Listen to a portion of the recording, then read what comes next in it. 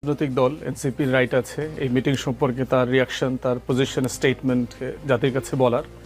কিন্তু এখানে স্টেটমেন্ট যেটা পড়েছি, এখানে কোনো সিদ্ধান্ত আসে নাই। এপ্রিলের ইলেকশন ডেডলাইন পরিবর্তনও করা হয়নি।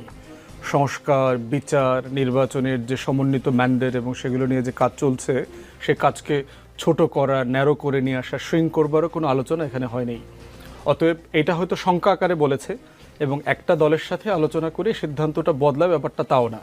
কিন্তু এটাও মাথায় রাখতে হবে, দেশের সবচেয়ে বড় রাজনৈতিক দল হিসেবে তার মতটা গুরুত্ব পাবে, এটা খুব স্বাভাবিক। কিন্তু এর মানে এটা না যে অন্যান্য রাজনৈতিক দলের সাথে মতামত নেওয়া হচ্ছে না অথবা বসা হচ্ছে না। আপনি জানেন যে ঐক্যমত কমিশনের সাথে ইতিমধ্যে সিরিজ অফ মিটিং হচ্ছে এবং এই মিটিংগুলো কিন্তু কালেকটিভলি হচ্ছে।